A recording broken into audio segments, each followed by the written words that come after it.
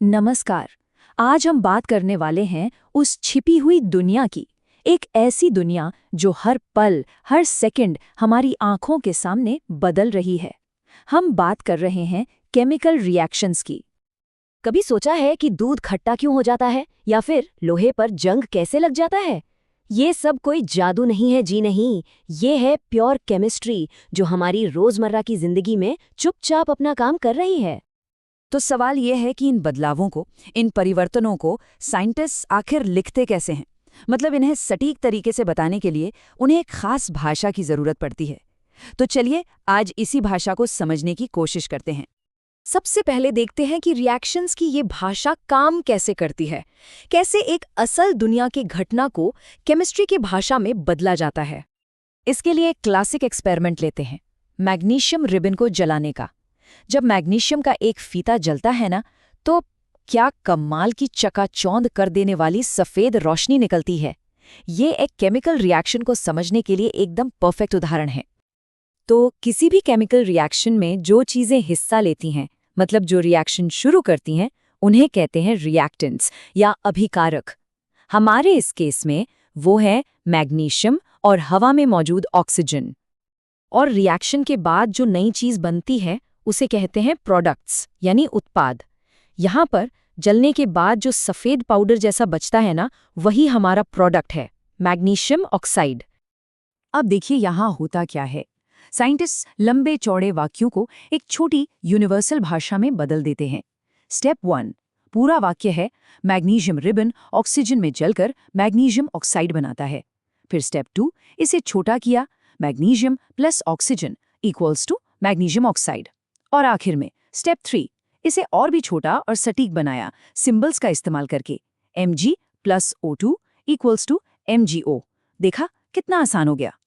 लेकिन रुकिए, कहानी अभी खत्म नहीं हुई है। अब आता है सबसे जरूरी हिस्सा। हमें ये पक्का करना होगा कि हमारा इक्वेशन यानी हमारा समीकरण नेचर के एक बहुत ही बुनियादी नियम को फॉलो करे। पर क्या हमारा ये इक्वेशन पूरा है? चलिए जरा एटम्स यानी परमाणुओं को गिनते हैं। एक नियम है, जो अंदर जाता है उसे बाहर आना ही चाहिए। लेकिन यहाँ देखिए, लेफ्ट साइड पर ऑक्सीजन के 2 एटम हैं और राइट साइड पर सिर्फ 1। अरे दूसरा ऑक्सीजन एटम कहाँ गया? तो इसका हल क्या है? हल है बैलेंसिंग। देखिए, लेफ्ट साइड वाला इक्वेशन अनबैलेंस्ड है, एटम्स बराबर नहीं है। लेकिन राइट साइड पर देखिए, बस कुछ नंबर्स को आगे पीछे करके हमने ये पक्का कर लिया कि दोनों तरफ हर एलिमेंट के एटम बराबर हों। अब ये बिल्कुल बैलेंस्ड है। पर ये सब करना इतना जरूरी क्यों है?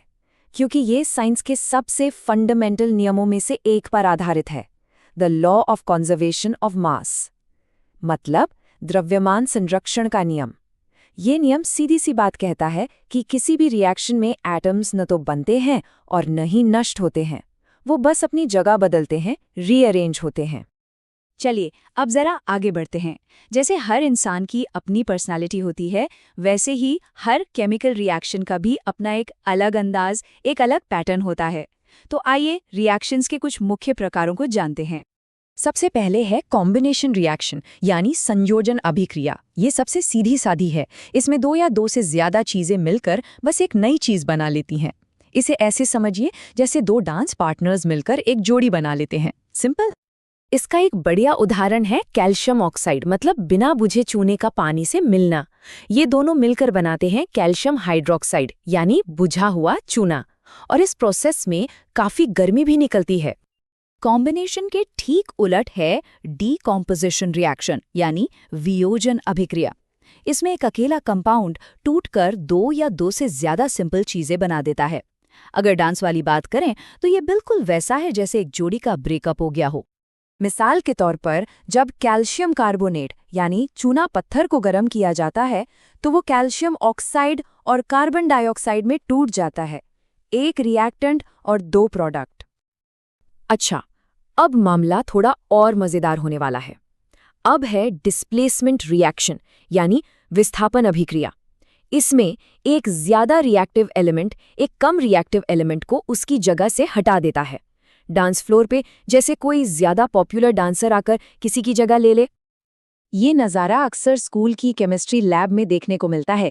जब एक लोहे की कील को नीले रंग के कॉपर सल्फेट सॉल्यूशन में डाला जाता है तो लोहा कॉपर को उसकी जगह से हटा देता है और देखते ही देखते सॉल्यूशन का रंग बदल जाता है।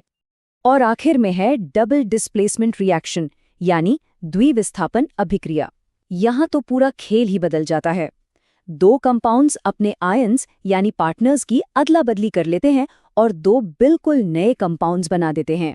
मतलब डांस फ्लोर पर दो कपल्स ने अपने पार्टनर्स ही बदल लिए। इसका एक क्लासिक उदाहरण है सोडियम सल्फेट और बेरियम क्लोराइड के सॉल्यूशंस को मिलाना। जैसे ही ये दोनों मिलते हैं, एक सफेद ठोस पदार्थ बनता है जिसे प्रेसिपिटेट या अवक्षेप कहते हैं। ये इस बात का साफ इशारा है कि आयन्स की अदला बदली हो चुकी है। तो अब जब हमने रिएक्शंस के इतने सारे टाइप देख लिए हैं, तो चलिए इसे एक बहुत ही आम रोजमर्रा की चीज से जोड़कर देखते हैं। कभी सोचा है कि चिप्स के पैकेट में चिप्स से ज्यादा हवा क्यों भरी होती है? वो आधी खाली क्यों लगती है? इसके पीछे का विज्ञान है रैंसिडिटी, यानी विकृत गंधता। होता यह है कि चिप्स में जो फैट्स और ऑयल्स होते हैं वो ऑक्सीजन के संपर्क में आकर खराब हो जाते हैं, उनका टेस्ट और स्मेल बदल जाती है। तो इससे बचने के लिए कंपनियां पैकेट से ऑक्सीजन निकालकर उसमें नाइट्रोजन गैस भर देती हैं। नाइट्रोजन रिएक्ट नहीं करती और चिप्स एकदम ताज़े बने रहते हैं। तो अब जब केमिस्ट्री की ये भाषा समझ आ गई है, तो अगली बार जब किचन में खाना पक रहा हो या कहीं लोहे पे जंग दिखे, तो जरा रुक कर सोचिएगा, वो कौन सा केमिकल रिएक्शन है जो ठीक हमारी आंखों के सामने हो रहा है। ये छिपी हुई दुनिया हर जगह है, बस उसे देखने की नज़र चाहिए।